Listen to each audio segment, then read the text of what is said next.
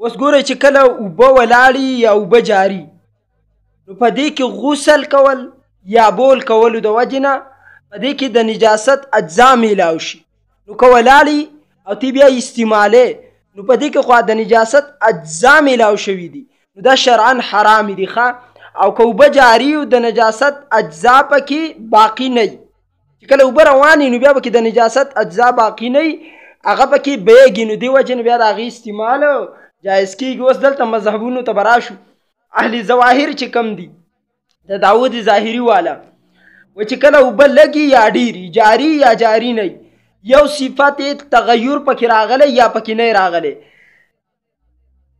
د نجاست د لوېدو نه دا نه ناپاکي کېږي. دا داود ظاهري وایي تر څو پورې چې نجاست په دې باندې غالب نه راغلی، چې کله نجاست په دې غالب راشي نو بیا نجسي کېږي. د دلیل د ابن عباس رضی الله تعالی عنه روایت دی. ابن عباس روایت کې څه دي؟ ان الماء طهور لا ينجسه شيء، اوبه پاکې دي شیز دا نشي ناپاکه کولی. جواب به د دې دا ورکو دا حدیث ضعیف دی. د دې په سند کې ولید ابن کثیر دی، هغه ضعیف دی. ان تر دې چې بعضې علما ورته خارجي ویل دی، د فرقه بعضیې کې شمار کړل خارجي، او د دې په سند کې استراب هم دی. د دې نه دا قابل د استدلال نه دی. داود ظاهري ته طرف تکا. دویم امام مالک رحمت الله علیه دا هغه چې کله اوبو په دریو صفتونو کې یو صفت متغیر شوی نه، نو د وقوع نجاست چې دا نجاست پکې ولویږي د دې سره نجسي کېږي، که اوبه لګي او که زیاتي. دلیل ورسره بیر بزاعه والا حدیث ده، ان الماء طهور لا ينجسه شيء الا ما غلب على طعمه او لونه او ريحه. یعنی اوبه پاکې دي چې تر څو پورې څه شیز د دې ناپاکه شوی نه، څه شیز دا ناپاکه کړي نه. کله چې په دې باندې غالب راشي طعم، لون، ریح، طعم خوند، لون رنگ، ریح بی، نو بیا به ناپاکي کېږي. جواب د دې حدیث دا دی ان الماء طهور لا ينجسه شيء. ان الماء کې الف لام عهد خارجي دی، د دې نه مراد عامې اوبه نه دي بلکې خاص اوبه دي چې کومې د بیر بزاعه والا سره خاص وي. او بیر بزاعه اوبه چې وي د اوبو د زیات کثرت د استعمال د وجې نه چې خلکو زیات استعمالولي، دا د اوبو جاري په حکم کې وي، دا یاد ساتئ. او مای جاري موږ مخکې ویلو چې د نجاست د لوېدو د وجې نه ناپاکه کېږي، نو دا حکم لګول دلته صحیح نه دي.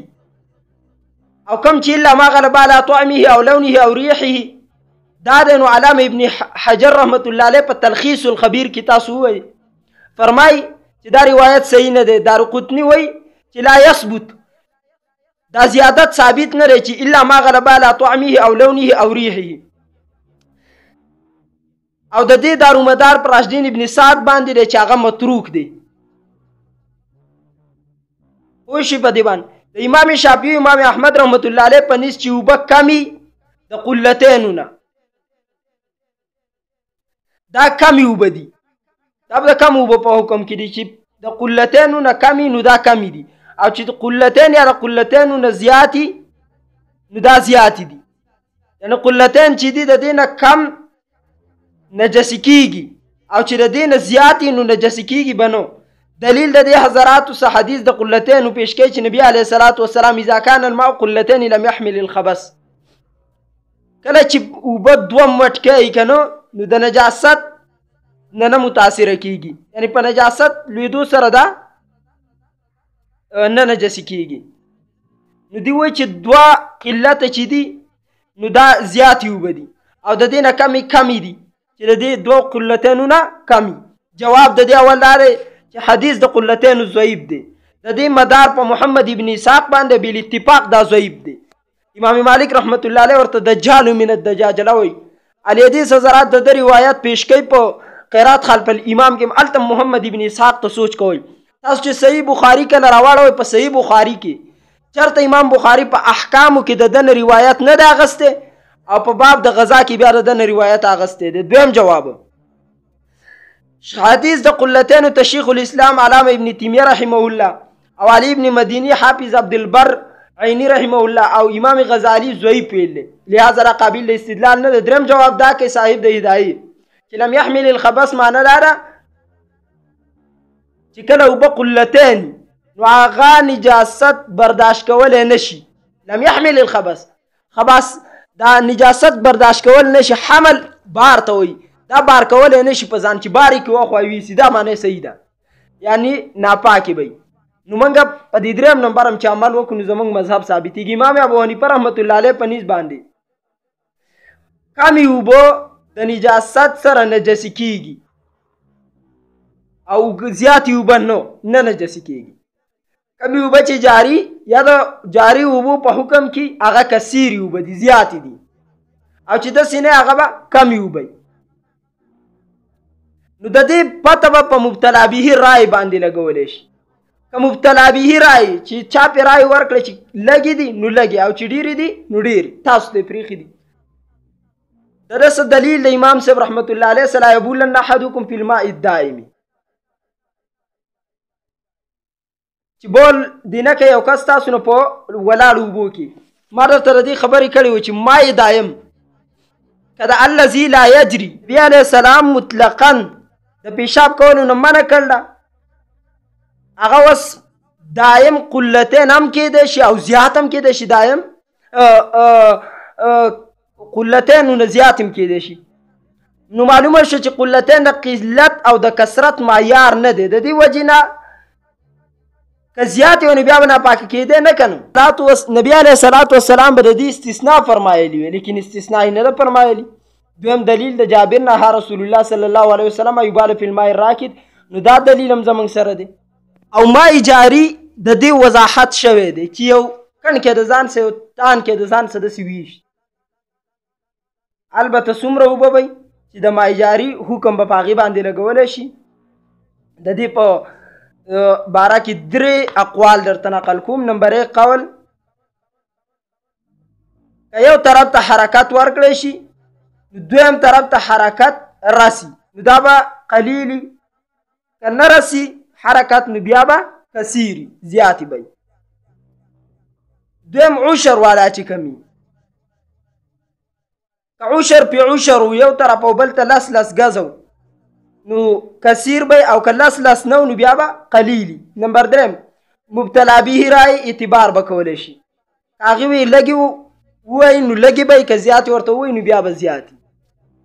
مسله به کې دا یاد ساتئ، په فتاوا فریدیه کې ده په جلد نمبر 2 کې محققین احناف په دې خبره باندې تصریح کړله چې د اوبو قلت او کثرت دارومدار به په مبتلا به رای باندې، په عشر په عشر باندې به نه.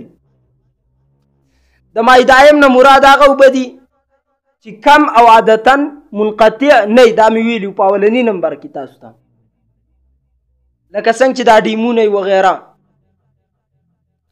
لہذا ماء دایم به هغه اوبه چې یو غټ تالاب وي چې یو طرف ته اوبه داخلیږي او دویم طرف ته خارجیږي، او ماء جاري به هغه چې یو طرف ته وقوع د نجاست نه دویم طرف متاثر نشي.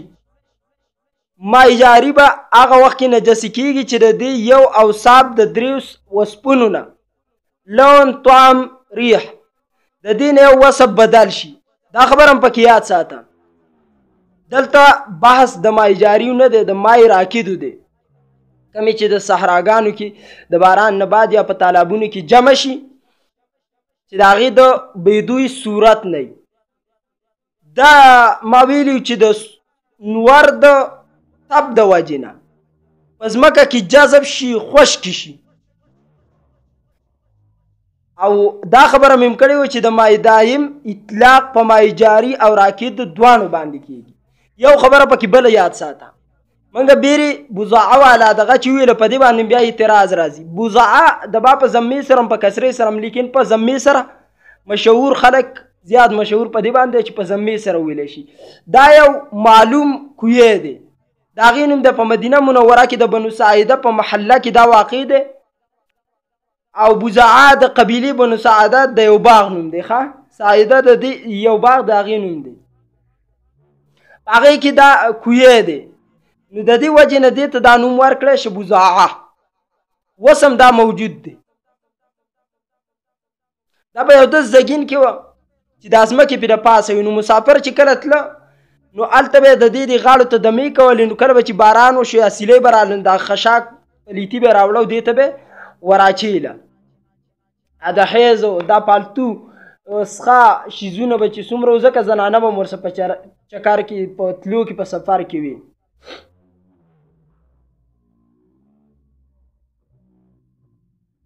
او یو کتاب کې مې لیده چې د دې نه لاندې داسې نالۍ هم وتې وي او دا هم راځي چې دا به پول ډکېده نو د دې دا نجاست دا مردارۍ به بره سر ته رالې او بیا به اوبه ویوړې او کتاب کې وي چې د دې نه باغونو ته لاندې نالۍ وتې وي نو په نالو کې به تتلو. دا خو د ماهیجاري په حکم کې شو هغه دغه دی پاک دی هغې باره کې موږ څه نه وایو.